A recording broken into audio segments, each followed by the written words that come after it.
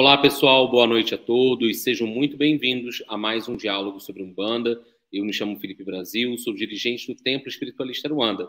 E hoje nós temos o prazer e a honra de receber a nossa irmã, a mãe Stephanie Scatolini. Seja muito bem-vinda, mãe Stephanie. Sua bênção, minha irmã. Axé, muito obrigada pelo convite. É um prazer estar aqui fazendo essa live com você, para a gente bater um papo. É sempre muito engrandecedor ter essa oportunidade de cruzar os conhecimentos, de enriquecer o debate, de se propor a conhecer o universo do outro e ser apresentado a um novo universo. Então, obrigada a todos e especialmente a você por estar aqui.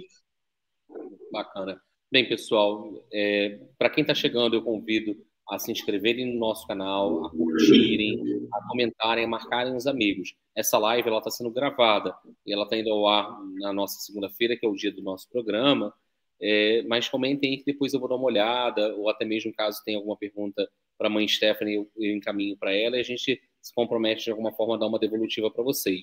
Além disso, já convido de antemão para vocês conhecerem as redes sociais da mãe Stephanie, né, o @, vai estar aí na descrição do nosso vídeo, e o curso que ela vai estar fazendo de desenvolvimento mediúnico. Então, de antemão, a gente sempre ressalta que a Umbanda ela tem vários caminhos, né, a serem percorridos. E eu conheci a mãe Stephanie, o YouTube trouxe uma sugestão de um vídeo que deu nome a esse diálogo, que é o caminho do médium. Eu falei, pô, que interessante, né, porque é um percorrer, é um desenvolver. E aí a gente vai começar conhecendo a história da nossa convidada de hoje. E eu vou pedir, Stephanie, como foi o seu caminho na Umbanda? Foi um caminho pelo amor, pela curiosidade, pela dor? Como se deu o seu processo, o seu encontro no universo umbandista? Eu brinco que sempre tem aquele ditado, né? Se chegou pelo amor ou pela dor na Umbanda e tudo mais. Eu cheguei pela dor, mas eu fiquei por amor. Então, eu comecei a frequentar um terreiro quando eu estava numa situação bem delicada emocionalmente. Eu estava passando por um relacionamento abusivo lá em 2013. E aí algumas amigas me recomendaram e eu fui. Eu já tinha tido contato com o centro espírita e tudo mais, mas aí me propus e fui. E aí, eu lembro muito da sensação de entrar no terreiro e meu olho brilhar e meu coração acelerar. E eu falo assim, como é que eu não conheci isso antes? Eu tava lá com mais ou menos 22 anos e aí me apaixonei, me encantei.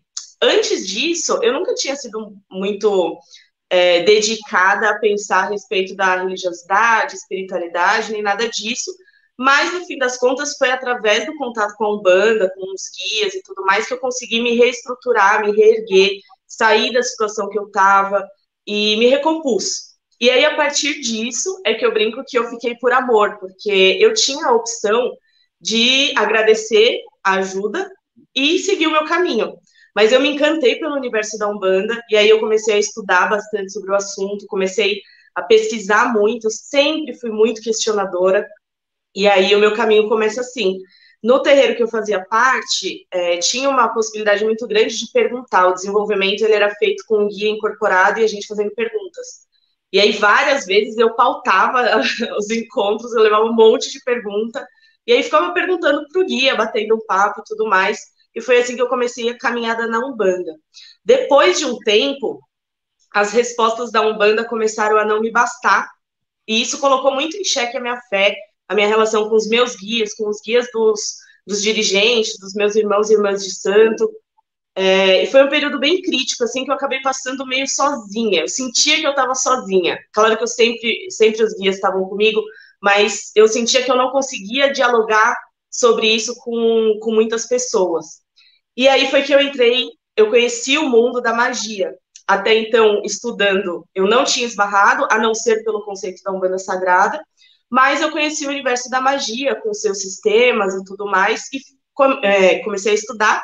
E aí entrei para a Ogum, que é a Ordem do Grande Oriente Místico, eu faço parte dela hoje, vou comentar um pouco mais para frente, porque tem também a ver com a minha o meu posicionamento como dirigente de uma casa nesse momento. E aí, a partir da minha entrada na Ogum e tudo mais, eu fui conciliando algumas coisas que a Umbanda não me respondia por si, mas eu fui encontrando as minhas próprias respostas a partir do caminho da Umbanda.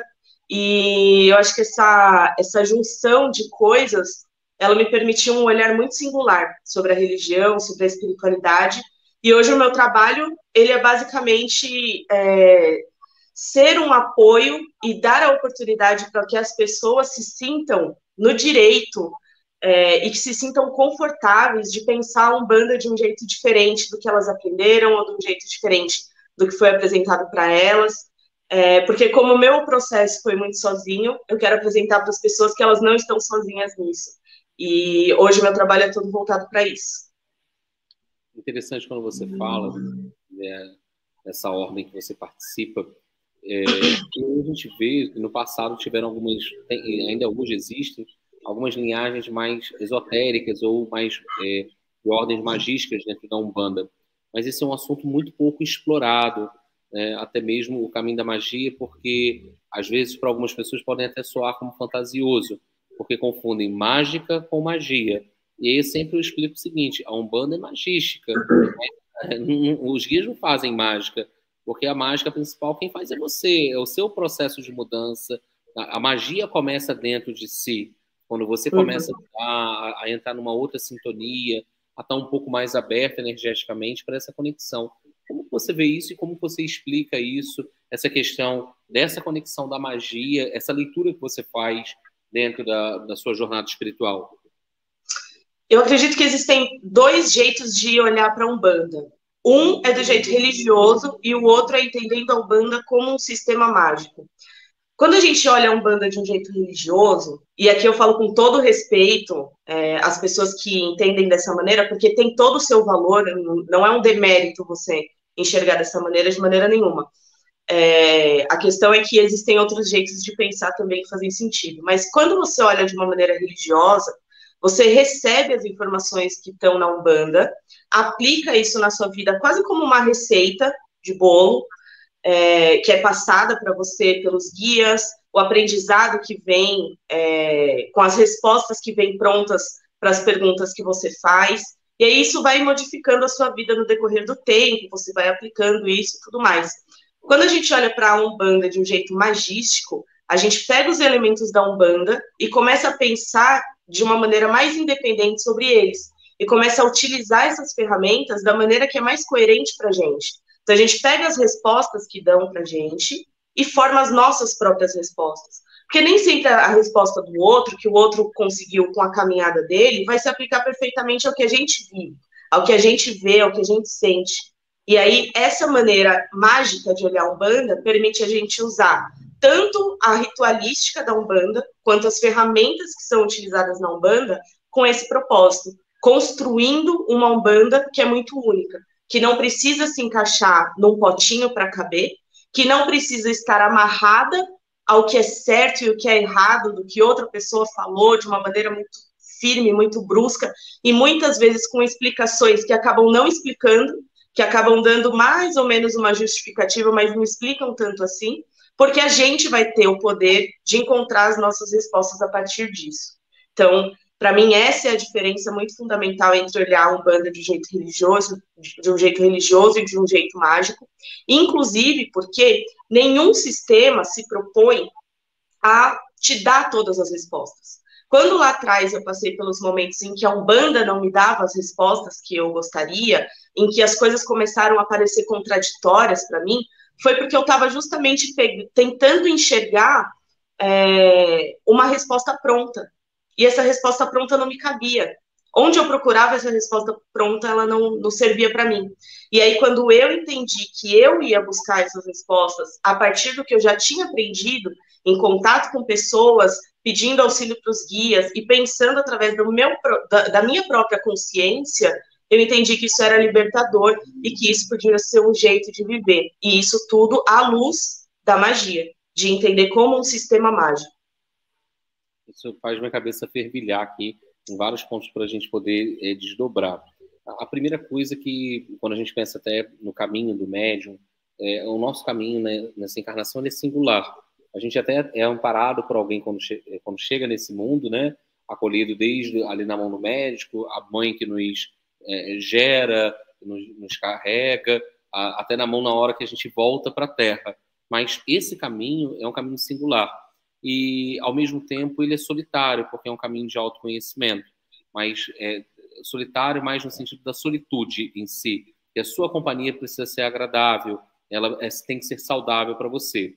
E quando você fala isso, me gera uma reflexão que no dia a dia de terreiro, muitas pessoas estão muito mais preocupadas com o fenômeno, a fenomenologia mediúnica, do que em si o processo de despertar. Eu sempre classifico que a Umbanda, na minha visão, é um hospital, é uma escola e um templo. E eu diria que dentre as pessoas que eu conheço ao longo de um pouco mais de 25 anos de caminhada umbandista, poucos são os trabalhadores que conseguem acessar o templo. Todo mundo muito chega na via do hospital, alguns conseguem ingressar nessa escola, mas às vezes não conseguem mudar de série, porque não conseguem, seguem repetindo os padrões. E aí você fala de uma Umbanda, onde a libertação da consciência é algo essencial, onde o templo é rede vivo. Onde eu estou, eu sou um templo e eu posso me conectar com essa força mágica, como você coloca, da Umbanda. No entanto, como eu vejo muito o trabalho dos guias como tutores espirituais que lançam sementes. Algumas vão germinar agora, outras talvez encarnações futuras, mas como que é isso dentro de um processo onde você convida a pessoa, pelo que eu estou compreendendo, e me corrija se eu estiver equivocado, a pessoa sair da zona de conforto dela e pensar por si só. Eu sei que muitas vezes o sistema religioso ele é dogmático, ele estabelece ali um método, uma doutrina, alguma forma, mas como fazer essa provocação e a pessoa conseguir dar esse salto, um salto quântico, seja o nome que a gente quiser apregoar? Eu acho que isso tem muito a ver com uma questão filosófica que o Platão traz no livro que chama A República, que ele fala sobre o mito da caverna. Esse é um nome mais popular para a alegoria que ele conta no livro. E aí ele conta resumidamente que existem moradores de uma caverna que estão olhando para o fundo da caverna e no fundo dessa caverna são projetadas sombras. E aí as pessoas que estão nessa caverna, elas estão olhando para o fundo, estão acorrentadas, então elas não conseguem olhar para trás para ver o que está projetando as sombras, e para ela o mundo se resume às sombras. Para ela o mundo real é a sombra que aparece para ela no fundo da caverna. E aí, quando uma pessoa se liberta das correntes e começa a fazer o caminho de olhar para trás, de enxergar por que essa sombra aparece, de onde que ela vem, será que essa sombra que é real? Será que não tem algo além disso? E aí ela começa o processo de saída da caverna. É um processo que é solitário, é um processo que é doloroso, acima de tudo, mas é um processo em que você pode encontrar pessoas que estão na mesma caminhada. Uma pessoa não sai da caverna sozinha, necessariamente. Outras pessoas também podem estar no mesmo processo de quebrar as correntes, de olhar para trás, de se questionar, de falar, pô, será que é só esse jeito mesmo que dá para se viver, a Umbanda e tudo mais? E aí, quando essas pessoas que estão se libertando dessas amarras da caverna, elas estão caminhando juntas, cada uma no seu caminho está descobrindo alguma coisa a respeito de si, a respeito do significado daquelas sombras e tudo mais, mas elas estão no mesmo processo. Elas compartilham a dor que é você sair da sua zona de conforto e descobrir alguma coisa nova. Elas compartilham os desafios que é você tentar comunicar para as pessoas que estão na caverna ainda que aquilo não é necessariamente só a realidade possível, que tem como ser diferente. Então, essa dor, ela é compartilhada. Então, nesse sentido, o caminho, ele é de solitude, mas ele não é sozinho por conta disso, porque tem esse compartilhamento. E aí, os guias, eles entram numa parte fundamental, que é de quem já está um pouco à frente dessa saída da caverna. Eu não ouso dizer sobre saída completa da caverna ou não, porque isso é uma questão filosófica que é controversa, debatida e extremamente complexa. Mas quem está mais adiante consegue ajudar quem está no início desse processo. E eu enxergo a relação com os nossos guias não como uma relação divinizada, onde os guias têm a verdade absoluta e nós somos meros aprendizes e a gente vai seguir, mas como colegas de jornada que têm muito a auxiliar nesse processo e que principalmente vão trazer essa força que a gente precisa para a gente fazer a nossa caminhada de saída da caverna, porque eles não vão caminhar para a gente, assim como não caminharam por eles, mas que eles conseguem trazer essa força, essa união, essa cumplicidade, essa lealdade que é necessária. E isso a gente consegue encontrar nos guias, e quando a gente dá sorte, a gente também consegue encontrar alguns encarnados que também ajudam a gente nesse processo. você fala, né, os guias, às vezes, que geralmente estão num outro patamar, por isso a função de guiar, né, de conduzir, me remete à colocação do caboclo das 7 encruzilhadas, e com aqueles que sabem mais nós aprenderemos, e aqueles que sabem menos nós ensinaremos. E isso me remete também à sua fala sobre Platão, porque Platão bebe na fonte de Sócrates, e aí vem o conhece-te a ti mesmo lá no oráculo de Delfos, lá no portal de Delfos tem essa informação. E muitas vezes o que os guias nos recomendam, e principalmente nós dirigentes convidamos os médios a ter um processo de autoconhecimento, porque isso vai gerar um autoburilamento e vai ajudar melhor uma conexão espiritual. E aí, quando eu digo que não dá só para você viver um fenômeno mediúnico de mimetização, que eu vejo muito isso hoje massivamente. Eu noto que as pessoas veem assim, não, a mãe Stephanie incorpora dessa forma, eu vou incorporar dessa forma também. O pai Felipe incorpora dessa forma. As pessoas, às vezes, seguem até de maneira inconsciente aquele padrão, que está enlatado, né? Eu, agora há pouco, estava vendo algum vídeo de Umbanda sobre incorporação, uma musiquinha de fundo, falando sobre a incorporação, e você viu os médios daquela casa, que ali se apresentavam no vídeo, com o mesmo padrão de incorporação, os mesmos trejeitos arquetípicos ali sendo apresentados. Quando, no entanto, o processo de mediunidade, né, é um processo singular também. Por mais que eu trabalhe com Caboclo 7 Flechas, e você também, pode ser o mesmo espírito que se manifeste em momentos diferentes, em médios diferentes, a incorporação, o processo medianímico vai ser diferente. Como que a gente consegue, talvez, traduzir isso para aqueles que estão nos assistindo, para conseguirem compreender um pouco mais da necessidade dessa tomada de consciência, que é a dor do crescimento, né, e se possibilitarem a viver o seu processo? Porque muitas vezes, quando a gente vive o nosso processo, a gente necessita da validação do outro, principalmente do dirigente espiritual. Ah, tá certo, você observou aqui meu processo de incorporação. Não é que isso seja certo, não é que isso seja errado. A gente precisa saber ter o feedback, o retorno que estamos no caminho. No entanto, muitas vezes eu vejo a pressa de saltar etapas e não viver aquele processo introspectivo. Você realmente, quando a nossa memória, ela capta, tem a memória olfativa, auditiva, né? Nós temos várias memórias. Quais são as memórias que muitas vezes os médiuns deixam de ter hoje em dia dos guias? Será que não é por isso que hoje as incorporações parecem tão superficiais? Uhum. Eu acho o seguinte,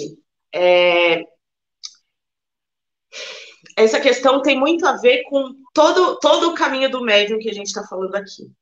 Essa questão da validação que a gente busca no outro, ela é um processo natural que acaba acontecendo quando a gente está conhecendo qualquer coisa, qualquer conhecimento que seja novo. Então é natural que quando o médium entre no terreiro, ele busque a validação externa, porque ele não sabe nada daquele universo. Então ele busca entender da maneira como ele pode o que está acontecendo, o que é importante dele pensar, como que ele deve se comportar, o que ele deve fazer e tudo mais.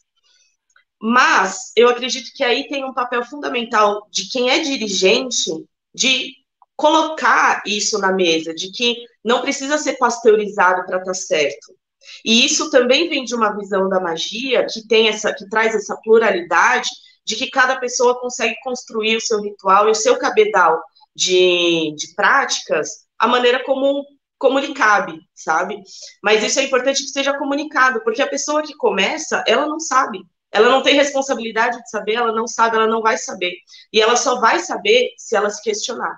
E isso vem com o tempo. Então, por isso que uma postura questionadora, para mim, ela é fundamental para o médium de Umbanda que deseja realmente conhecer a fundo como que a relação com a espiritualidade pode acontecer. Porque, vamos supor, isso foi até o que você comentou agora, do médium entrar e começar até mesmo inconscientemente a copiar a incorporação que ele vê, uma incorporação que é bonita, achar que a incorporação dele, o guia não está vindo firme porque ele não tem uma incorporação muito bonita e tudo mais. Se essa pessoa que está nesse momento, ela se coloca para pensar o que realmente importa dentro de uma comunicação mediúnica, por que ela está fazendo o desenvolvimento mediúnico, o que ela ambiciona com esse desenvolvimento mediúnico, ela vai seguir por um caminho onde as respostas elas vão ser apresentadas, e depois das respostas apresentadas, ela vai ter condição de questionar aquelas respostas e chegar nas respostas individuais. Então, acredito que não tem como uma pessoa que não tem contato com a Umbanda, entrou na Umbanda e já se desconstruir, e já entender como que as coisas podem se mesclar, e querer mexer daqui, mexer dali. Não, observa primeiro, aprende como as coisas estão postas, questione, aprenda com a resposta que vier, e aí você pensa a respeito disso. Essa questão da pasteurização da incorporação, infelizmente, ela é muito recorrente. Eu acho que ela não caracteriza nem necessariamente uma comunicação firme, nem necessariamente com muita interferência, mas caracteriza uma insegurança do médium. Uma insegurança de permitir que a entidade dele traga o comportamento que ela tem, a sabedoria que ela tem, da maneira como ela tem. E, infelizmente, muitas vezes, esse tipo de experiência acaba sendo restritiva nos terreiros. Porque tem terreiros que trabalham de determinada maneira, com que não permita que o médium haja, que o guia haja como ele quer, e que o médium dê essa liberdade, se sinta confiante para dar essa liberdade. Inclusive por medo de julgamento. Quantas vezes a gente não vê vídeos na internet e tudo mais, de uma prática que pra gente parece esquisita. A gente olha e fala, nossa, será que não é marmotagem? E aí o pessoal cai matando em cima do vídeo, porque é marmotagem, porque é isso, porque é aquilo. Por que é marmotagem? É marmotagem só porque é diferente do que você aprendeu? Por que é marmotagem? Por que você está fazendo esse julgamento? E o que isso revela sobre você? Porque se você está apontando isso no outro, quer dizer que você vai restringir a sua prática porque você está com medo de ser chamado de marmoteiro? Então, essa relação ela é muito delicada durante o caminho do médium, e eu acho que ela pode ser trabalhada com o tempo, mas não são todos os médiums que se dispõem a isso, porque isso leva a uma desconstrução, leva a gente olhar para nós mesmos e questionarmos as nossas próprias crenças, muitas vezes coisas que a gente aprendeu quando era o pessoal que é de Umbanda desde criança, aprendeu desde criança que era desse jeito que tinha que ser, daquele jeito que estava certo, e aí quando você se propõe a fazer essa desconstrução, é uma desconstrução muito profunda e dolorida. O processo, ele sempre vai envolver dor. Se não envolver dor, se tiver tudo bem sempre, você está fazendo alguma coisa superficial. Eu não digo errada, porque cada um escolhe seu caminho, mas é superficial. E o resultado acaba sendo superficial também. E tá tudo bem. Tem pessoas que têm essa relação superficial, tá tudo certo, não tem problema nenhum. Mas para quem se propõe, dá para ser mais fundo, dá para ir mais além. Não sei se eu respondi sua pergunta ou se ficou... Ficou bem claro, assim, fica tranquila. Assim, ao mesmo tempo que a gente fala, que a gente pode pensar, você falando me remeteu aqui também, que o medo, ele tem o polo positivo e o negativo como tudo, né, dentro da sua neutralidade. A gente tem o medo quanto um alerta instintivo de algum perigo iminente, mas eu tenho medo que é ruim, que ele é paralisador. E quando a gente pensa no processo mediúnico, o médium a todo momento, porque dentro do terreiro há avaliação, né, ele, de alguma forma ele precisa ser validado também no momento que ele está pronto, porque até então existe o aspecto egóico que está ali, que faz parte dessa encarnação, e quando a gente fala do caminho do médium, desse processo de transcendência, a gente fala que o ego ele não deve ser morto, ele deve sim ser transcendido, integrado à nossa encarnação. Né? E muitas vezes há um grande desafio nesse silenciar da mente e vencer o grande dilema, sou eu ou é o guia? Né? Apesar da minha consciência que está ali vigilante a todo momento. Né? O que você recomenda dentro desse tetralema que eu vou chamar, sou eu ou é o guia, e a angústia que gera muitas vezes para o médium que está sentindo sensações corporais, mas ele está completamente lúcido, e isso não quer dizer que ele esteja incorporado. Quer ver uma coisa muito comum no terreiro? Acredito que você tem essa vivência também. Às vezes eu noto que um filho de santo desincorpora. E aí, na verdade, o guia não foi embora. Ele que perdeu um pouco da conexão e daqui a pouco ele volta a sentir vibração. E aí, às vezes, eu vou no vídeo e falo, o guia não foi embora. Se mantém concentrado que ele continua aí. Reincorpora ele. Na verdade, é só uma forma de validar para o médium que deixa isso acontecer. Ou médiums também, que às vezes você está tendo uma gira de desenvolvimento, um processo de educação mediúnica, e eles incorporam, acham que dou um tiquezinho na tarefa. Né? Pronto. E aí agora eu posso desincorporar. E às vezes perdem a oportunidade, né, de ficar mais tempo vibrando naquela energia, se entrosando energeticamente. Porque da mesma forma que eu e a mãe Stephanie às vezes acordamos com um humor variado, né, o guia energeticamente às vezes ele está diferente, por conta até da minha vibração, por conta de uma necessidade energética da casa, por conta dos trabalhos que vão ser realizados. O que a gente pode dar de toque, de favorecer um insight para as pessoas? Acho que a primeira coisa, e talvez a mais importante, é a motivação para o desenvolvimento mediúnico. A maioria dos desenvolvimentos mediúnicos, eles acontecem dentro de casas que têm seus trabalhos para assistência. Então, invariavelmente, o médium que entra para esse desenvolvimento, ele objetiva o atendimento. Uhum. Ele tem como objetivo dar atendimento. A premiação, a consagração dele por ter um bom caminho e conseguir resultados é atender. E eu discordo que esse tenha que ser o objetivo do médium no desenvolvimento.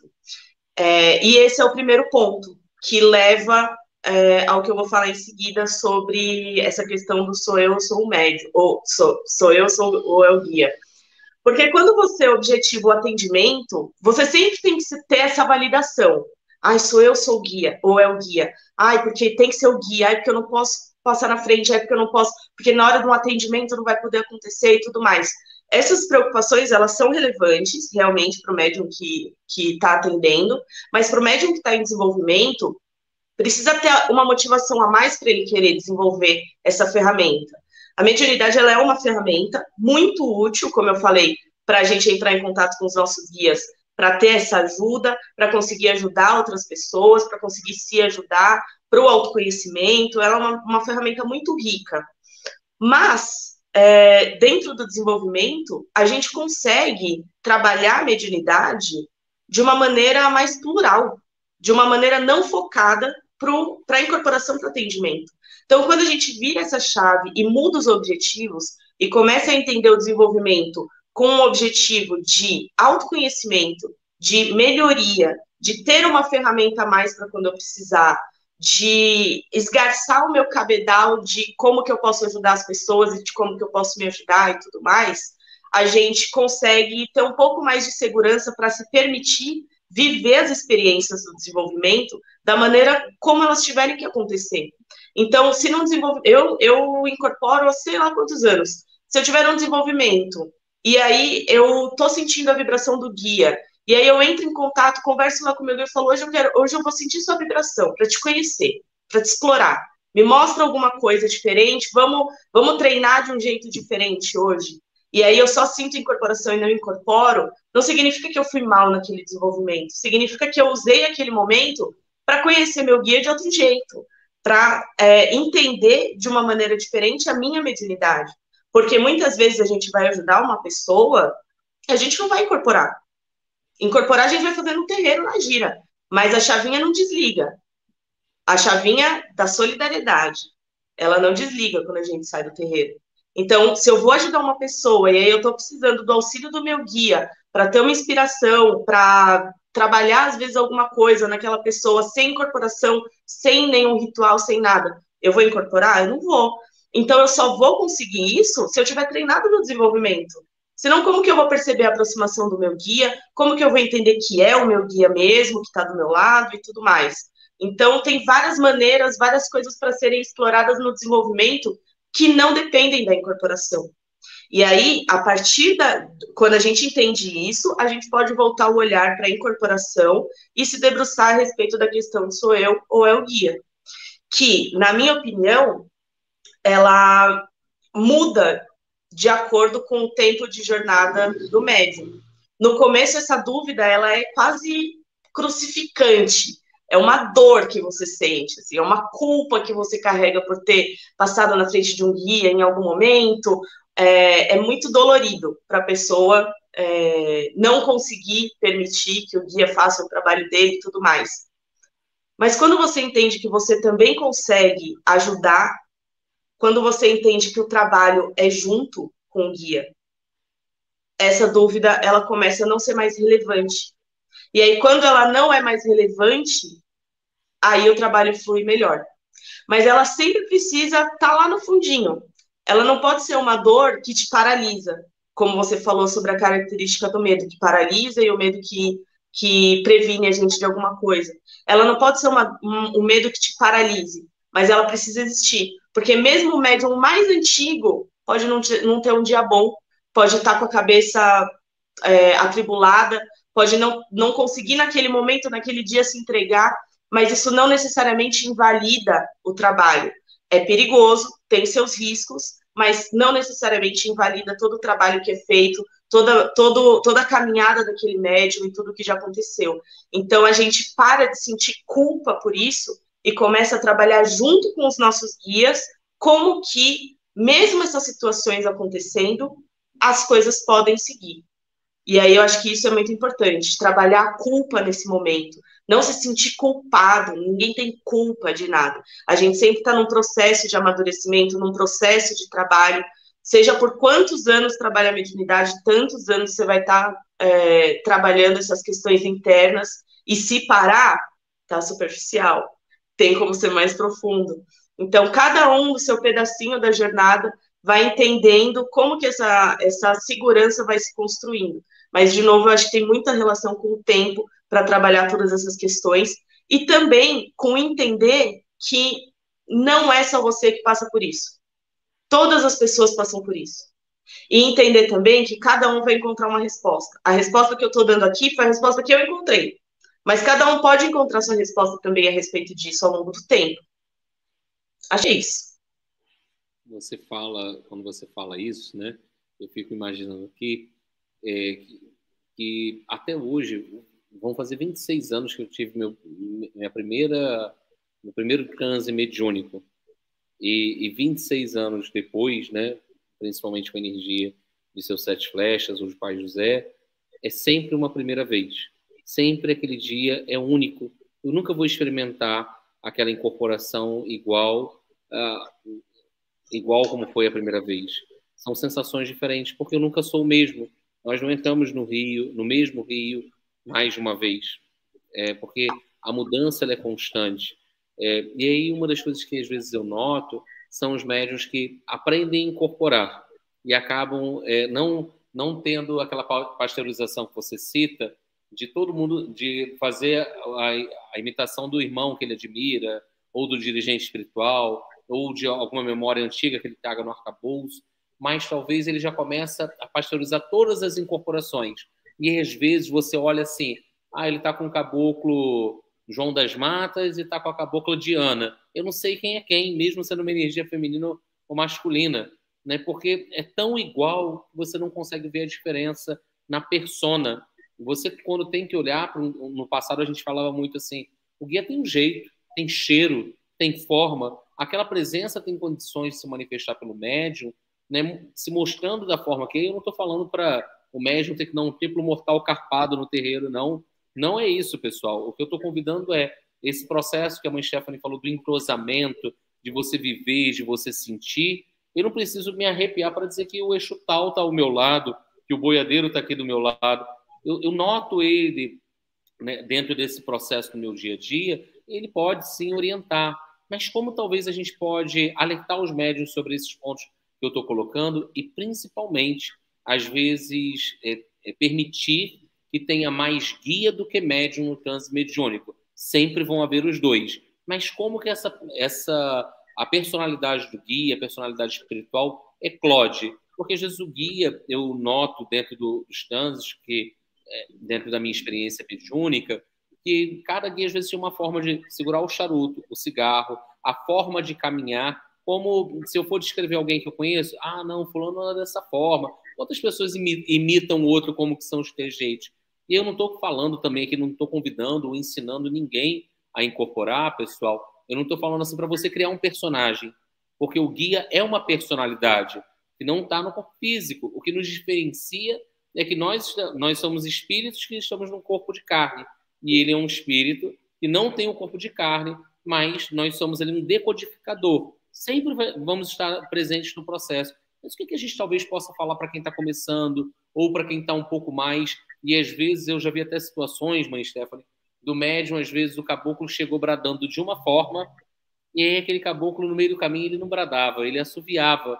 E aí às vezes o médium ficar com a vergonha assim de deixar o guia realmente aparecer, para ele sustentar ali aquela verdade inicial que era dele, e não assumir assim, não, eu errei, eu acabei passando à frente aqui. O que é mais digno ou menos digno? Existe isso? Não, eu acho que isso tem muito a ver com uma questão que também é trabalhada com a gente no caminho mediúnico, que é a gente se permitir ser quem somos. A partir do momento que a gente começa a se entender no mundo e se dá o direito de ser quem a gente é no mundo, a gente começa a entender que a gente também pode deixar o guia ser como ele é, no jeito que ele tem, e não se recriminar por isso. Essa parte de trejeitos que você falou, de característica de transbordo da personalidade do guia, de uma maneira mais tácita, eu acho que ela vem com o tempo, com a naturalidade, com a calma do médium em não ter esse objetivo.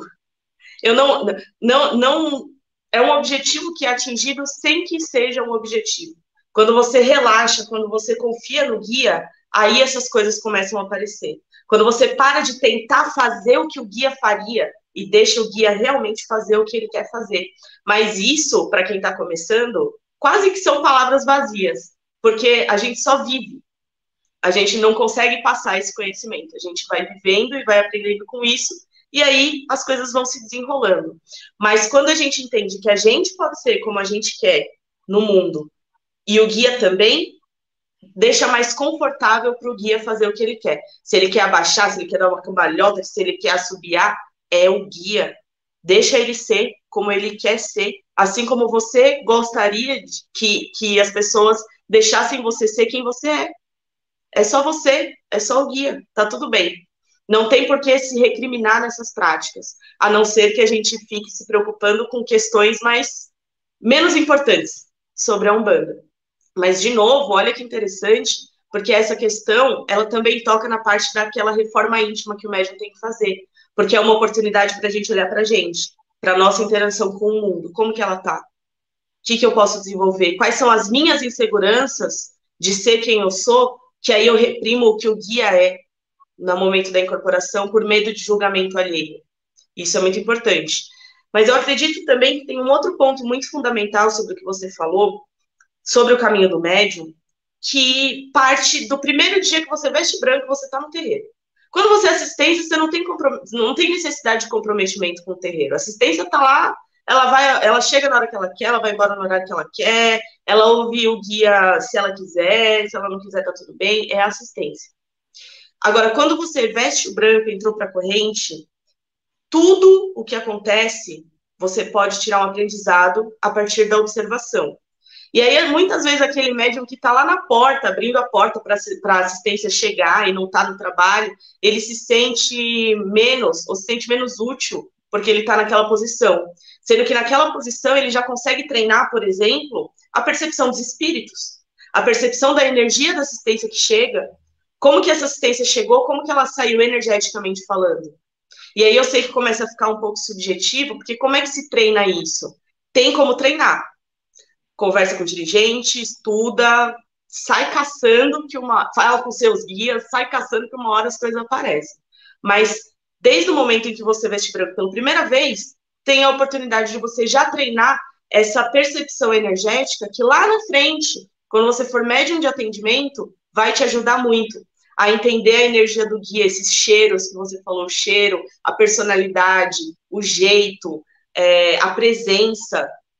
Isso não precisa da incorporação para acontecer. Não é só no momento da incorporação que você vai treinar isso, que você vai poder trabalhar essa questão. Se você começar isso desde o primeiro momento em que você pisou no terreiro, você já está saindo na frente. Então, observa tudo, tudo, tudo. A época de Cambone, pode perguntar para qualquer médico de atendimento que morre de saudade de cambonar. Qualquer um. É a saudade da vida. Por quê? Quando você está cambonando, você tem a experiência de ouvir o ensinamento que o guia está dando, você tem a experiência de ainda ser você e só você, simplificando um pouquinho, durante o atendimento, para ajudar a assistência, às vezes com um copo de água, um auxílio, muitas vezes até com um abraço, por que não? E aí você está lá como um terceiro observando tudo aquilo e você pode se dar ao luxo de se preocupar com essas questões do seu desenvolvimento. Porque quando o médium está incorporado atendendo, é trabalho. Ele não vai pensar a respeito das inseguranças dele, do que ele tem para desenvolver e nada disso. Ele vai, muitas vezes, pegar os ensinamentos do guia, do que o guia está falando para a assistência, e pensar durante a semana, mas não é na hora do atendimento que ele vai fazer isso. Na hora do atendimento, ele está lá trabalhando. E o Cambone é um outro tipo de trabalho, que permite esse desdobramento a respeito das próprias questões, das questões internas do Cambone. Então, esses momentos, cada lugarzinho de trabalho que tem dentro do terreiro, tem essa possibilidade de treinar o olhar para ler as energias que vai ajudar lá na frente no desenvolvimento mediúnico. Então, se eu pudesse dar um conselho para quem está começando, ou para quem está no meio, ou para quem está há muitos anos, enfim, é esse olhar de eu vou esquecer o que eu já entendi sobre o meu guia e eu vou ler realmente a energia dele. Eu vou esquecer o que eu entendi sobre todas as teorias que eu li de energia, qualquer coisa. E eu vou me permitir vivenciar o contato com aquelas energias naquele momento, sem necessariamente estar incorporado, porque a nossa percepção não depende disso. Eu fiquei aqui pensando que, e aí eu alerto isso, né, para os médiuns, e não vai ter como você fazer um desenvolvimento mediúnico sem, em algum momento, você se confrontar com si mesmo, as sombras da caverna, né, olhar no espelho e falar, calma aí, isso aqui é importante para mim, não é importante? Então, mediunidade, autoconhecimento e até mesmo a reforma íntima, como você coloca muito bem, são fatores atravessadores no caminho do médium. Ele vai precisar entrar em contato com isso, porque um médium que não busca uma reforma íntima e ali, através da sua mediunidade, os guias dão orientações e ele tem um comportamento completamente adverso, será que isso não é filosofar algo pela sua boca, né, mesmo que seja pela espiritualidade, e praticar uma outra coisa? Como que até energeticamente essa dissonância acaba atrapalhando no processo do médium?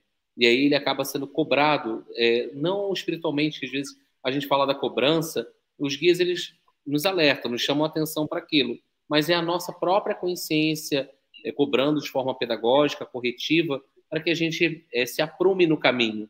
E que talvez a gente possa colocar acerca disso? Tem uma questão interessante, ainda meio que continuando o assunto que eu estava falando, puxando para o que você comentou, que é a diferença dos aprendizados nos momentos que a gente está desenvolvendo a mediunidade, né? Quando o médium ele passa a atender, ele começa um outro jeito de aprender sobre a Umbanda. O Cambone tem um jeito, a pessoa que abre a porta tem outro, a pessoa que, sei lá, qualquer cargo, qualquer função que ocupe no terreiro, como eu falei, tem o seu aprendizado. Mas o médium, quando ele passa a atender, ele tem uma cobrança a mais. Porque ele está escutando todos os conselhos e todos os trabalhos que os guias estão fazendo pelos outros. Então eu brinco, eu já falei isso em live, inclusive, fui um pouco criticada por isso, que o atendimento, ele ajuda mais o médium do que a assistência. Porque a assistência, como eu falei, ela não tem o comprometimento, ela não tem a obrigação. Muitas vezes a pessoa vai entrar, vai ouvir, saiu da porta para fora, acabou. Ela não vai levar nada do que o guia falou para ela. Mas o médium, que veste branco, ele tem a obrigação de levar. Não de cumprir, necessariamente, porque também há discordância entre eu e meus guias, entre cada um e cada guia, porque, como eu falei, eles não são donos da verdade. Eles estão ali para ajudar a gente, cada um tem a sua caminhada. Mas, ao ouvir todos os ensinamentos que eles dão e tudo mais, invariavelmente a gente começa a aplicar aquilo na nossa vida. E se a gente se propõe a aplicar aquilo na nossa vida, a gente utiliza muito melhor. Então, às vezes, uma bronca que o guia dá na assistência, a gente sente que também é pra gente. Também dá para usar. Apesar de, pode até não ser o objetivo do guia falar pra gente naquele momento, mas a gente absorve. Quase como se fosse uma esponjinha. A gente tá lá absorvendo tudo, e aí a gente consegue aplicar na nossa vida o que a gente decidir que é pertinente de aplicar. Eu acho que a gente nunca vai conseguir atingir o ideal que a gente quer de uma pessoa que a gente quer ser. Reformulando, que acho que ficou um pouco confuso. A gente nunca vai ser quem a gente quer. Porque a gente sempre está buscando melhorar, está buscando ser, eu queria ser mais paciente, eu queria ser mais estudiosa, eu queria ser mais disciplinada. Então, a gente nunca é quem a gente quer ser. A gente sempre quer ser um pouco mais e um pouco mais. Isso é bom porque motiva, mas isso não pode gerar culpa a ponto da gente se sentir mal por não ter atingido ainda esse objetivo.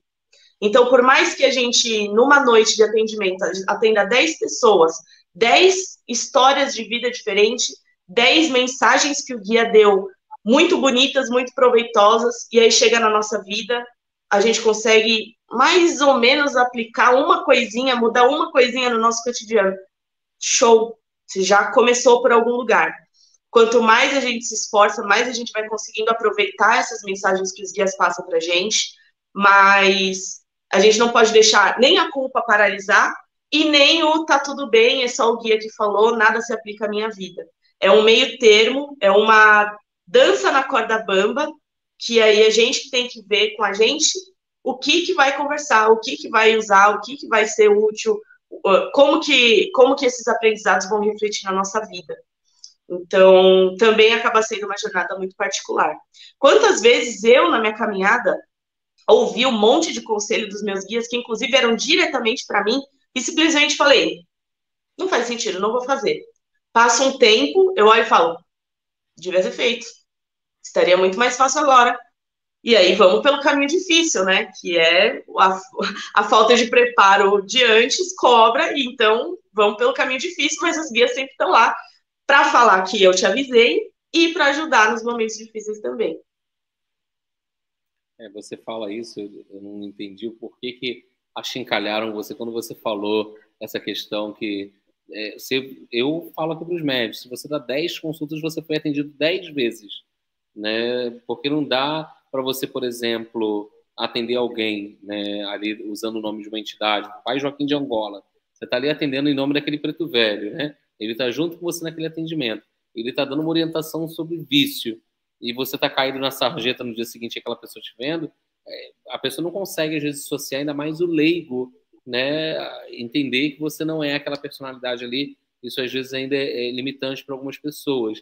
E quando você mas fala... sabe uma coisa que você falou que é interessante? Porque muitas vezes os guias vão falar sobre alguma coisa que a gente ainda não consegue fazer. Por exemplo, vamos supor que eu tenha problemas em casa com a minha família de brigas. E aí ele vai dar um atendimento falando de uma maneira conciliadora e tudo mais. Não é que no dia seguinte a gente vai virar a Madre Teresa de Calcutá e nunca mais ninguém vai ter problema com a família. São pequenos passinhos, mesmo nesse cenário, são pequenos passinhos. É homeopático, né? Eu lembrei aqui, muitas vezes, trabalhando com o seu Zé Pilintra, eu falo, jamais eu teria essa abordagem, essa forma. Eu não gosto dessa forma, mas eu faço o exercício do silêncio, de escutar, ouvir e tentar pensar o que é melhor. E quantas vezes, gente, a gente lê um livro e eu não consigo entender aquela história e mais à frente eu vou ler, eu já estou com uma outra capacidade cognitiva que eu consigo assimilar. São as sementes que são lançadas e com o passar do tempo, algumas vão demorar mais, outras menos para germinar. O solo vai estar propício, e até onde o médium está propício, efetivamente, a esse processo de mudança. Você acha que é possível desenvolvimento mediúnico, né, e não haver um processo de mudança no médium? Porque às vezes tem pessoas que acham que é uma virtude a síndrome da Gabriela. Eu cresci assim, nasci assim, vou morrer assim. Isso não é virtuoso, ainda mais para nós que nos colocamos como umbandistas, espiritualistas, né? Mas que se acreditamos na lei de causa e efeito, na reencarnação e numa espiritualidade, como que é isso? Engraçado que você falou uma coisa, e aí eu lembrei de uma coisa que algumas pessoas, né, pelo que chegou até mim, foram de pessoas mais antigas na Umbanda, mas aquela questão de que eu não preciso buscar conhecimento, porque quem traz o conhecimento é o guia. Quanto menos eu souber, mais limpa vai ser a minha incorporação. E, nossa, eu discordo diametralmente dessa afirmação, porque eu acho que o nosso aprendizado ele está sempre em movimento. Mas eu pensei nisso e perdi a sua pergunta. Você pode repetir? Não, eu perguntei essa questão dos médiuns que muitas vezes dizem, né, dessa síndrome da Gabriela, que eu nasci assim, cresci assim e vou morrer assim, que acham virtuoso o fator de não, de acharem que não vão mudar, que não devem mudar. E até mesmo quando lembrei. eu penso ao longo da minha caminhada espiritual, eu vejo quanto que a minha relação com aquele guia mudou e a forma até dele atender, porque o guia também evolui. Uhum. Você tinha perguntado se eu acreditava que era possível um desenvolvimento sem essa parte da mudança individual. Possível é. Eu acho que é um jeito extremamente improdutivo de entender a mediunidade. Extremamente raso e superficial. Eu acho que nem vale a pena desenvolver para fazer isso. Eu acho que vale a pena você ter como objetivo no desenvolvimento justamente o autoconhecimento, a automelhoria e a experienciação do fenômeno mediúnico e do fenômeno energético para conseguir se ajudar, acima de tudo. Depois, no segundo momento, você pensa se você quer dar atendimento ou não, é uma outra coisa. Mas o desenvolvimento da mediunidade ele tem que ser, na minha opinião, para isso. Eu acredito que é possível desenvolver sem esse aprimoramento por experiência empírica, porque eu já vi pessoas que incorporam, trabalham com seus guias, e que acabou o trabalho, acabou a missão dela para ela simplesmente ignora tudo o que aconteceu ali. Então, eu acredito que seja possível, mas eu acredito que não seja o indicado, não seja o ideal, não seja o mais legal, o mais interessante. O mais legal do desenvolvimento é você fazer esse processo de desconstrução e de reconstrução com a ajuda dos seus guias, sentindo que você tem esse apoio, tem essa sustentação. Meus guias são meus melhores amigos. Nos meus piores e melhores momentos da vida, eles estavam lá comigo. E aí a gente é fechadão, sabe? Fechadão. E é isso, essa construção dessa amizade, dessa lealdade, que eu acho que é muito boa de se construir no desenvolvimento da mediunidade, sabe? Eu acho que se perde muito algumas conexões como essa em certos jeitos de se desenvolver. E aí eu não tem vários fatores para isso acontecer. Não dá para colocar um culpado, uma culpada nisso, mas eu realmente trabalho para criar um ambiente propício para que as pessoas possam se perceber dessa maneira, sabe? Eu fiquei me questionando quando você começou a falar, né, que é possível, realmente é possível, e aí eu fiz um link. Será que, vou colocar como uma hipótese, né, que a gente não consegue comprovar, será que por isso que muitas pessoas evadiram da Umbanda, principalmente ali pela década de 70, 80, onde você tinha apenas uma Umbanda vivencial e muito fenomenológica, e hoje em dia você tem uma Umbanda que você tem mais acesso à informação e acesso ao conhecimento. Eu acredito que você está aqui assistindo uma live, você está fazendo um curso, você está lendo um livro, é extremamente informativo, né? Você tem mais uma informação no seu arcabouço, e se o guia achar necessário, ele vai ali pensar aquilo e vai trazer aquilo para o contexto do atendimento. No entanto, a gente sabe que a grande parte do processo do médium se dá pela via da transformação e pela via da prática mediúnica. Porque, às vezes, eu comparo o desenvolvimento mediúnico ao processo escolar. Né? A gente passou pelo menos 15 anos da nossa vida, a grande maioria de nós, para fazer ali o colégio, né? O ciclo de vida do colégio. Estou pegando dos 3 anos aos 18 anos, estudando uma carga horária de 4 horas por dia, né? De segunda a sexta, mais com atividades para casas, complementares. E a mediunidade, as pessoas acham que vai ser um passe de mágica, indo no terreiro uma vez a cada 15 dias, quando aquele médium às vezes nem é comprometido, às vezes está ali, não quero nem incorporar, ou ele não consegue fixar a mente dele naquele momento, se concentrar, né? E isso tudo acaba atrapalhando o processo do caminho do médium. E aí há, muitas vezes também, na minha visão, uma terceirização dessa culpa, né, que eu não consigo desenvolver. Né? Às vezes é um médium de incorporação, mas é uma limitação daquele médium. Ele não consegue fazer ali, entender o seu processo interno e fazer a virada de chave. É claro que nós temos fatores que podem favorecer magisticamente o médium, que são fixadores, desde um amaci, o banho de ervas, alguns ritos de sintonização. O que talvez a gente possa recomendar, orientar dentro da sua experiência? Aqui eu acho que eu gostaria de fazer um paralelo com uma parte mágica de uma maneira mais contundente. Dentro da magia, a gente entende que existem iniciações. Isso a gente vê nas religiões também, por exemplo, o candomblé é uma religião iniciática. A Umbanda, algumas vertentes são iniciáticas e algumas não.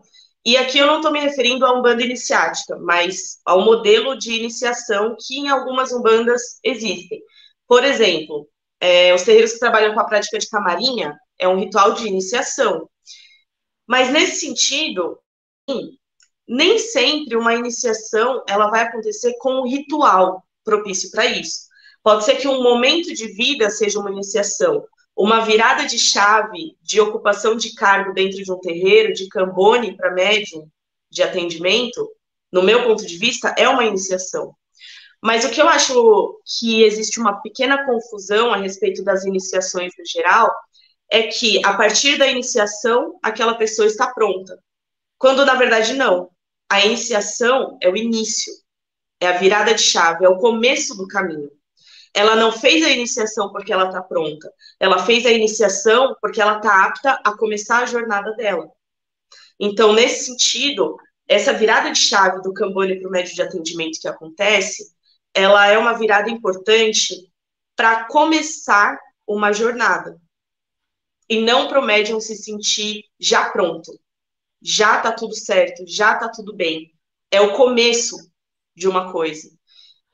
Então, era esse ponto que eu queria ressaltar sobre esse assunto. Tem essa diferenciação sobre as iniciações e que esses rituais que você acabou citando, do ponto de vista mágico, eles podem ou não também utilizar esses elementos, que é a minha visão de Umbanda, que aí já começa a ficar também mais singular da minha parte, a respeito do uso ou não das ferramentas.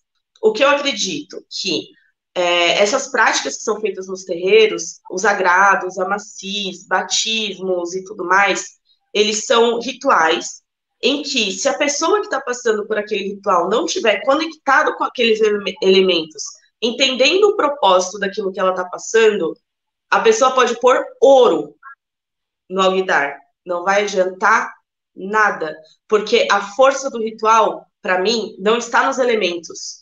Não está na erva, não está no banho, não está na pemba. A força do ritual está na energia que aquilo gira, está na condição psicológica que a gente se coloca para que aquele momento de fato seja uma iniciação, para que os guias carreguem a gente energeticamente, para a gente se reabastecer do que a gente está faltando naquele momento e tudo mais, independentemente das ferramentas que vão ser utilizadas naquele processo.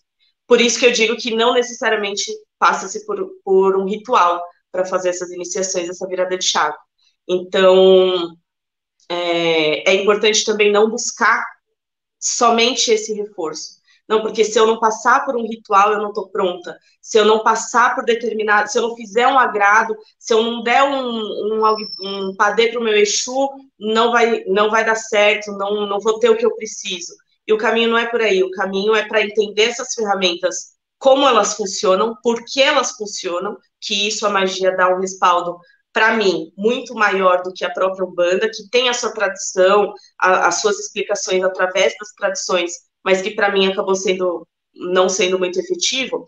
Então, a magia traz a explicação da elaboração dos rituais, e aí a gente pega o propósito disso e aplica.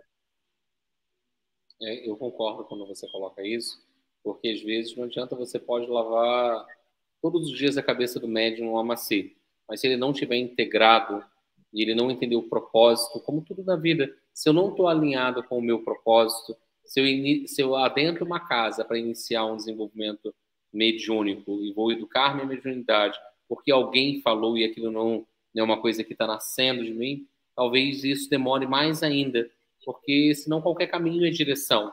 Tem gente que acha assim, mas eu coloquei, é que nem o consulente, né? Ele vai no terreiro, pede um emprego e o guia lá faz um padê para Exu e uma oferenda para Ogum. Fiz o que você mandou e não aconteceu. Mas cadê a sua parte nessa história? Ogum não vai vir a cavalo, vai te colocar na garupa e vai te levar para distribuir o currículo. Não faça você a sua parte para isso. E cada dia é um. Mais uma das coisas que eu queria grifar da sua fala é o fator dessas etapas iniciáticas. Porque sempre na vida a gente está iniciando um novo ciclo. Quando eu volto à escola, você aprendeu a ler e escrever lá no CA, você passou para a primeira série para aprender outros tipos de operações. E assim foi até o terceiro ano de segundo grau. Ao você ingressar numa faculdade, ao você fazer um curso técnico, ao você fazer uma pós, um mestrado, um doutorado, um pós-doc, e seguir ali produzindo e iniciando novos ciclos. Portanto, que muitas vezes, quando a gente pensa até hoje em dia na depressão, que é um mal-estar do século, né, a gente observa que muitas vezes há uma falta de propósito, há um descompasso entre o propósito, a missão, porque muitos de nós, às vezes, independente da idade, a gente não tem clareza, às vezes, do propósito. Qual é a minha missão? Eu não estou falando da missão espiritual. Qual a minha missão quanto indivíduo, né, dentro do meu processo de individuação nessa vida? E isso leva a uma questão muito importante, que é o empoderamento dentro da Umbanda, o empoderamento de si. Porque existem muitas pessoas que mantêm uma relação com a Umbanda onde ela é um integrante de um quebra-cabeça que funciona independentemente do que ela faça. Então, é o meu destino que já está traçado, estava no meu caminho para acontecer, eu escolhi antes de encarnar por isso, e aí eu discordo, porque mesmo no contexto, vamos supor que eu tenha escolhido ser médium, mas se hoje eu decidir não ser, por X ou Y motivo, eu tenho que ter a opção, assim como eu tive a opção de escolhi. Então agora eu posso escolher não ser. Mas por que eu vou escolher não ser? Por que eu vou escolher ser nesse momento? Será que o momento de vida que eu estou vivendo agora é o ideal para eu fazer isso? Será que eu estou no momento em que eu tenho uma rede de apoio para eu poder me desconstruir, por exemplo, que é o que vai acontecer numa pessoa que levar a sério o caminho da Umbanda? Então, essas coisas são fatores muito importantes de serem levadas em conta nessa decisão de entrar para a Umbanda também. Eu concordo. O pai José, que é um dos mentores da casa, ele diz que no livro da vida não tem nada escrito. O que está escrito talvez seja o capítulo. Caminho afetivo. Quem escreve é você, a história. Por mais que estava programado de você casar com alguém, você pode mudar o gênero, você pode mudar tudo, né, ao longo do caminho. Quem escreve a história é você. Os guias vão estar ali, amparando, te ajudando. Filho, segue por aqui. Mas se você vai seguir ou não, é contigo. A caminhada, mais uma vez, a gente volta a falar que é singular. Quer ver um exemplo? Isso é muito, muito batido assim dentro da Umbanda. Quem me protege não dorme. Gente, a única criatura do mundo que eu conheço que tem que ser protegida e o tutor basicamente não dorme é um bebê. Você está se colocando numa posição de um bebê em que o seu Exu precisa cuidar de você, ou o seu caboclo, o seu pombogira, alguém precisa cuidar de você e não pode nem dormir, porque precisa cuidar. Quem me protege não dorme. Cuide-se. Seja você, sabe, o responsável pelo seu cuidado, pela sua proteção, e peça auxílio das suas entidades quando não for possível, quando você cair de joelho no chão, estiver lá para baixo, aí é o momento de você pedir ajuda. Olha, eu me machuquei aqui. Será que vocês têm um band-aid para me dar? Alguma coisa que faça eu levantar? Aí é o momento, mas tem que caminhar pelas próprias pernas, empoderar, saber as próprias decisões. Eu tenho uma relação com Xangô, por exemplo, que é muito dúbia. Vou contar uma história aqui rapidinho. Eu nunca recorri a Xangô para nada, nunca pedi nada para Xangô. Porque eu não me sentia no direito de pedir nada para Xangô. Eu não consigo conceber um conceito de justiça na minha cabeça. Quem deve paga, quem merece recebe. Quem deve o quê, paga o quê para quem e recebe o quê de volta, sabe? É uma rede muito complexa. Então, eu sempre tive muita cautela com a energia de Xangô. E aí, eu saí de um terreiro que eu fazia parte, passei uma série de situações lá dentro. E aí, quando eu entrei para trabalhar em outro terreiro, a energia de Xangô estava muito presente em mim, nas giras e tudo mais. E aí eu não estava entendendo por que era Xangô, porque Xangô nunca apareceu na minha coroa, nunca nada, nunca nem recorri a Xangô. Por que essa energia estava comigo? E aí eu entendi que se a energia de Xangô estava comigo, era não porque eu pedi, mas porque eu mereci. De alguma maneira, que aquela energia estivesse presente na minha vida. Então, eu acredito que a Xangô não se recorre. Xangô está onde precisa estar. A energia de Xangô, ela vai. Porque se é justo nesse sentido, eu não preciso recorrer. Eu não preciso pedir por justiça para algo que já é justo, por teoria. Entende? Então, essa experiência, por exemplo, foi um jeito de olhar para a energia de Umbanda, a energia de Xangô, a partir de uma experiência pessoal, sem incorporar Xangô e entender sobre Xangô. Legal quando você fala isso, porque quando às vezes a gente faz alguma homenagem para Xangô no terreiro, as pessoas querem pedir justiça. Mas que justiça? Você quer pedir a justiça divina? Você está preparado para a justiça divina? Ou você quer pedir a sua justiça? A sua justiça é parcial? Né? Como que é a sua justiça nesse sentido? É uma vingança? Ou é uma não, justiça? Né, tem que ver, né? Como quando você fala que me protege não dorme, também me remeteu à seguinte situação. Como meus guias não viram que isso aconteceu? Como Dona Maria Mulambo deixou isso acontecer, fazerem alguma coisa para mim? E aí, assim, acho que Dona Maria Mulambo tem mais o que fazer. Você não é a última Coca-Cola do deserto. Né? Os guias têm mais o que fazer. Eles não... seu Meia-Noite, que é um dos eixos da casa, ele fala que ele não é babá de ninguém. Eles vão proteger, mas cada um que arque com as consequências. Porque na hora, às vezes, você fazer escolha, você não pediu direção a ninguém. Na hora que dá o problema, aí o pessoal estava dormindo, estava de costas para mim. Né? Como que é isso? Esbarra também na questão que a gente estava falando sobre o empoderar-se, né? Porque a gente chama de guia, mas na minha opinião, o guia não guia. O guia, ele tá lá. Se você pedir ajuda para ele, da maneira como ele puder, ele vai ajudar. Mas as coisas que a gente precisa passar são as coisas que a gente precisa, não, que a gente escolhe ou que a gente passa invariavelmente, sendo ou não escolha nossa. Que tem coisas também que a gente passa que não são diretamente escolhas nossas e ainda assim são muito dolorosas. E a gente passa. E o Exu não vai vir incorporar e vai passar por aquilo por mim. Eu vou passar por aquilo. E aí precisa ter um olhar muito resiliente para perceber aquela situação e entender, tá, já tá ruim.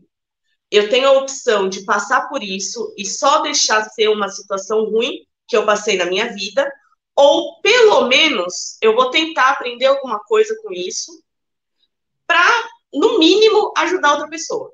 Ou não repetir o mesmo erro, se foi um erro direto que eu passei, alguma coisa eu vou tirar de bom.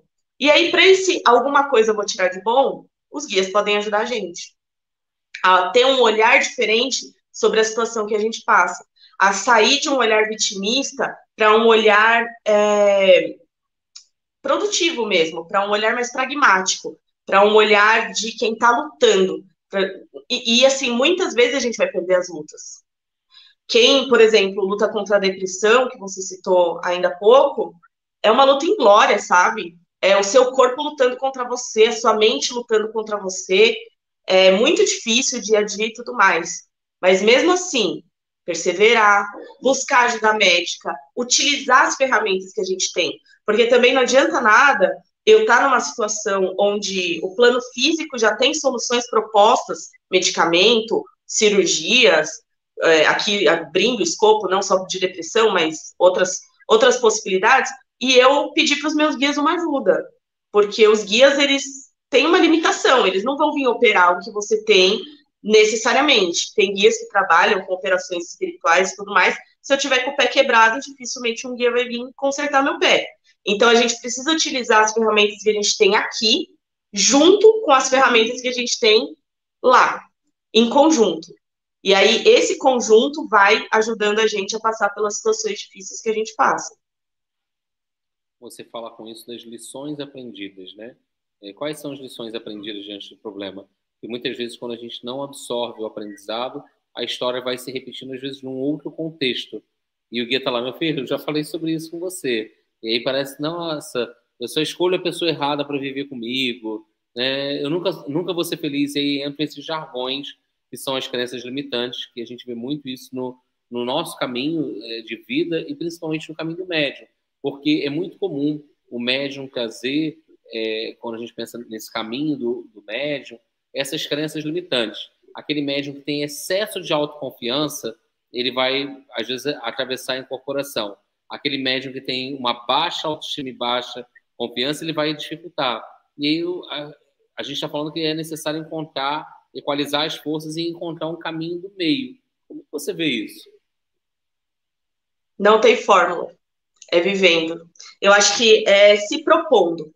Então, por exemplo, esse médium que extravasa aí a entidade, ele tem que entender que ele pode não conseguir, nesse momento, zerar a vaidade dele e tudo mais, mas ele vai trabalhando aquilo junto com as entidades.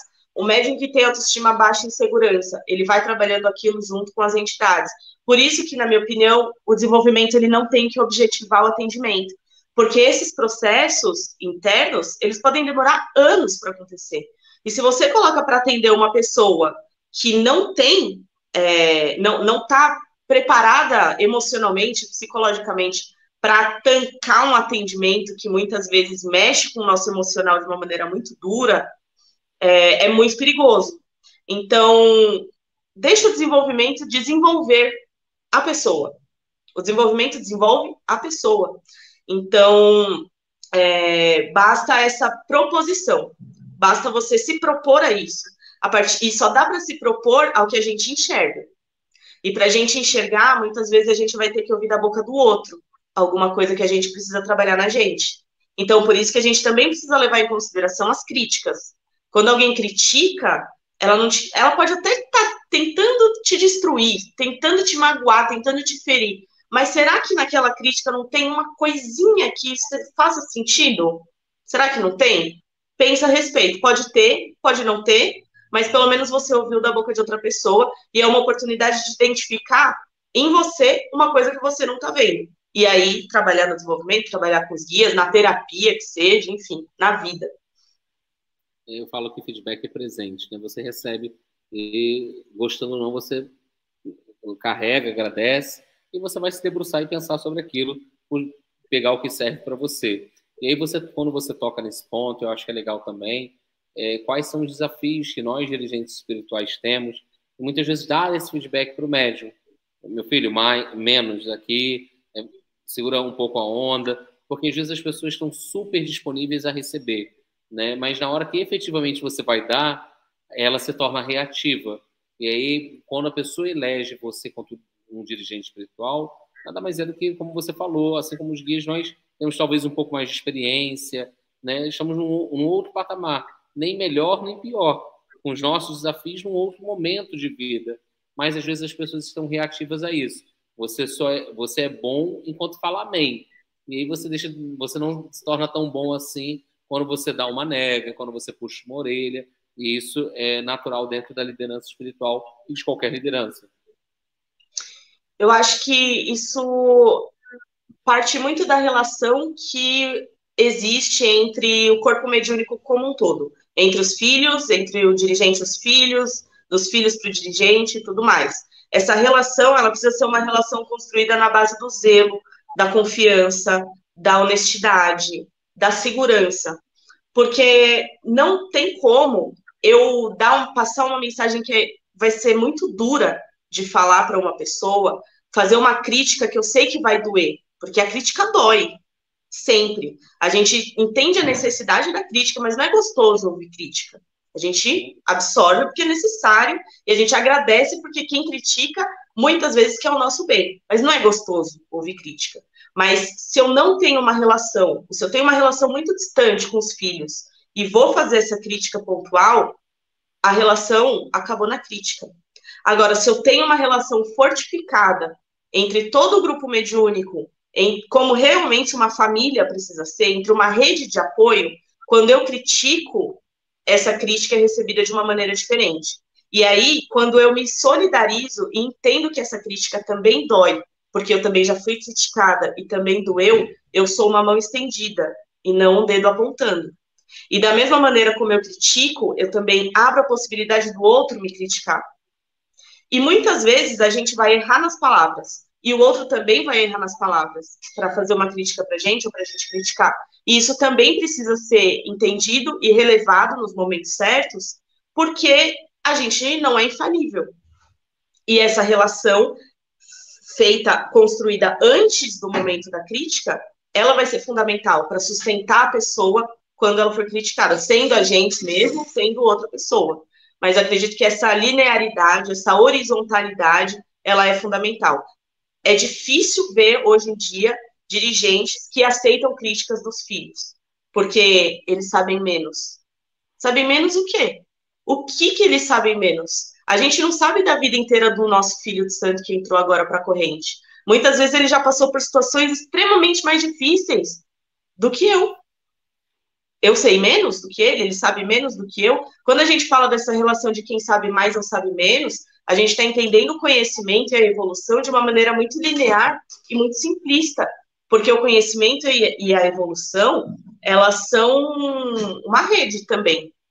Eu posso saber mais sobre culinária, e aí eu ensino o outro como cozinhar. E o outro sabe mais sobre economia e me ensina o que eu não sei de economia. E aí a gente troca, que é exatamente a gente volta no ponto do Caboclo Sete Encruzilhadas. Ensinaremos a quem sabe menos e aprenderemos com quem sabe mais. Isso não pressupõe uma relação estática. Isso pressupõe uma relação que toda hora muda. Você fala dessa relação ao mesmo sistêmica e também a necessidade de uma relação horizontalizada. Às vezes a gente vê nos terreiros uma relação muito verticalizada.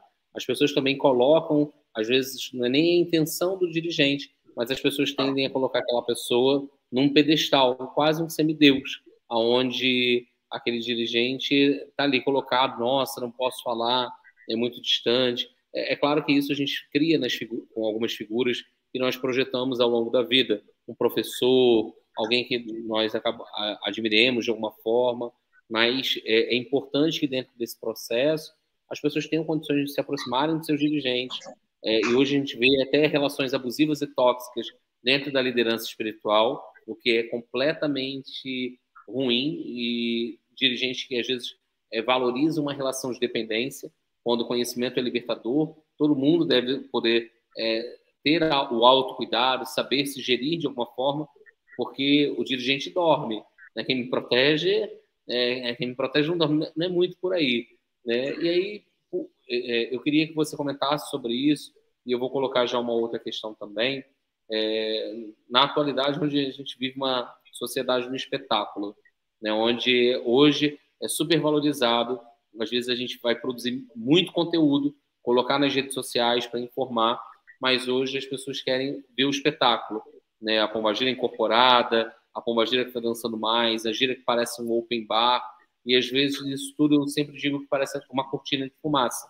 Porque qual é o objetivo espiritual, o efetivo daquele trabalho?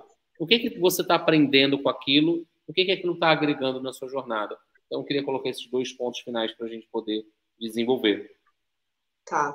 Sobre o primeiro ponto que você comentou, eu queria falar um pouco sobre as relações de poder. Porque muitas vezes, até mesmo aquele cambone, ou aquela pessoa que está lá na porta com a chavinha para abrir o portão, ela quer ser o médium de atendimento, porque o médium de atendimento, ele está numa relação de poder teoricamente maior do que as outras pessoas dentro do terreiro, e o dirigente está numa relação de poder maior ainda do que o médium, e assim vai. Essa relação se constrói assim. Invariavelmente ela vai se construir assim, mas é muito perigoso quando a gente não fala sobre isso, porque aí a gente deixa para cada um pensar o que quiser a respeito do que essa relação de poder pode ou não pode fazer com a gente. Então, precisa ser um assunto de pauta, a gente conversar quais são os limites da relação de poder dentro do terreiro, E, principalmente também, entender que, mesmo quem está numa posição de poder maior dentro do terreiro, pode ser frágil. E isso é uma demonstração de força muito grande, que não é entendida como uma demonstração de força. Então, por exemplo, quando eu vejo um dirigente chorando, o dirigente é fraco. Quando eu vejo o dirigente errando, o dirigente é ruim. Não sabe o que está fazendo. Quando eu vejo um dirigente pedindo desculpas, assumindo o erro, esse dirigente não tem pulso firme. Quando, na verdade, é necessário muita coragem, muita força para você se colocar numa posição vulnerável diante das pessoas que te olham como um líder. E é muito importante que isso aconteça, porque como líder dentro de terreiro, isso não me faz uma super mulher, não te faz um super homem, faz a gente ter problemas maiores para lidar do que os médios que estão incorporando. Basicamente é isso. Tem muitas outras coisas diferentes, mas o problema que o dirigente carrega para resolver é maior do que o problema que o médium carrega se tratando do assunto de terreiro. Esse é o primeiro ponto que eu queria falar. Sobre a relação do espetáculo que você comentou, também queria puxar um pouco a respeito do tema mágico. Dentro da magia, a gente entende a importância de se construir um ritual que nos impressione. Porque nos impressionando, a gente leva a nossa consciência a um nível em que, sem essa impressão física, a gente não conseguiria. Muitas vezes. Às vezes sim, às vezes não. Então, por exemplo, a energia que eu consigo acessar estando numa floresta para me conectar com o Oxóssi é muito diferente do que a energia que eu consigo acessar estando na minha casa. Porque psicologicamente eu me sinto impressionada pelas folhas, pelo vento, pelo cheiro, pelo som da mata. E isso me ajuda a me conectar com aquela energia. Então, a construção dos rituais, ela passa por isso. Como que eu vou impressionar a minha consciência para eu conseguir um determinado objetivo que eu preciso? Seja um amaci, seja uma firmeza, seja uma oferenda para os guias, seja uma oferenda para os orixás. Só que quando a gente pega isso e leva para uma gira de Umbanda, a gente tem alguns agravantes. Porque a gira, ela realmente impressiona quem está chegando na Umbanda e tudo mais. Às vezes aquela entidade que roda, roda, roda, roda, roda, o médium não cai. É impressionante aos nossos olhos. E isso causa uma abertura nossa para talvez confiar mais no guia, para talvez se sentir mais seguro dentro daquele espaço, como se aquele espaço fosse mais seguro por causa disso. Mas isso são impressões nossas. Isso não tem necessariamente a ver com a realidade. Isso não tem a ver o que eu sinto impressão em mim e o que de fato está acontecendo naquele terreiro. Não é porque um trabalho está cheio de coisas que me impressionam visualmente e está me causando uma certa impressão que ele é assim. E não é porque um trabalho é só uma entidade num banquinho com um copo de vela e isso não me impressiona, porque isso pode me impressionar também. Mas se isso não me impressiona, tá fraco. É o que eu estou sentindo. Não é a realidade daquele trabalho. Por isso eu volto na questão da percepção energética. Tira tudo que você está vendo. Se você está visitando um terreiro, ignora tudo que você está vendo e sente a energia. Inclusive o oposto. Para que tanta firula? Para que tanta festa? Para que tanta coisa? Sente a energia do terreiro. Se permita sentir. Para ver se faz sentido, se não faz sentido. Para você, porque para as pessoas que estão participando daquele culto, aquilo faz sentido. Então, é mais uma questão da relação de cada um. Vai ter gente que vai gostar mais de uma coisa e mais de outra. Vai ter gente que vai se sentir mais impressionada por uma coisa do que por outra. E aí vai dessa adequação. Só que tem um ponto que é muito preocupante. Quando essa construção desse ritual que impressiona está sendo construída com base na vaidade daqueles médiums que estão trabalhando lá. Seja do dirigente, seja dos médiums, do corpo mediúnico no geral. Porque aí, independentemente do que está causando na assistência, tem os motivos errados. Não é esse objetivo que precisa ter quando a gente está fazendo um trabalho mediúnico. É a questão energética. É outra coisa. Então, quando tem essa diferenciação de a gira virou um espetáculo, porque os médiums estão sendo vaidosos, estão achando aquilo muito bonito, então se sentindo muito bem, estando numa posição de poder maior com relação à assistência, aí tá errado. Aí acende um alerta e aí é uma coisa que precisa ser trabalhada, na minha opinião. Eu concordo com sua colocação, porque a serviço de que o trabalho está, né? Qual o objetivo espiritual daquele trabalho? Se for realmente será que é uma espiritualidade que está a serviço de um motivo, de uma motivação vazia, torpe? Então, por isso que eu sempre questiono aos médicos qual o objetivo espiritual do nosso trabalho hoje? O que está nos mobilizando hoje aqui para esse trabalho? Para todo mundo, talvez, remar na mesma direção. Eu vejo isso como um fator importante. Eu tenho assim, muito a agradecer pelas inúmeras reflexões, pelo papo fluido que a gente conseguiu estabelecer. Eu gosto de quando eu tenho uma live ter a sensação de reflexão, de aprendizado, e que eu me senti aqui contemplado, enriquecido pelo nosso papo. E eu queria que você falasse um pouco mais do seu trabalho, convidasse as pessoas para conhecerem suas redes sociais, onde fica a sua casa, como que é a rotina de trabalhos espirituais para quem quiser visitar também fisicamente, se isso já é possível. Fala um pouquinho para o público. Tudo bem. Primeiro também eu queria agradecer, porque assim, foi muito, muito, muito, muito enriquecedor. Eu lembro que eu falei no começo da live a respeito da troca dos universos, e eu sinto que foi exatamente o que aconteceu, um bate-papo que a gente conseguiu trocar muita coisa, bater um papo sobre muita coisa, foi muito, muito, muito bom, agradeço demais o convite. A Casa de Conhecimentos Magia de Umbanda, ela funcionava até então de maneira online, até por conta da pandemia e tudo mais, a gente estava só com grupos de estudo. E agora, com a oportunidade de ter um templo físico da ordem que eu faço parte, a gente vai começar os trabalhos presenciais do desenvolvimento mediúnico. Então, o Templo Hermes do Grande Oriente, que é da Ordem do Grande Oriente Místico, fica na Vila Maria, aqui na Zona Norte de São Paulo. E aí pode ir lá no meu Instagram, que vai estar aqui embaixo, que vai ter todas as informações certinho.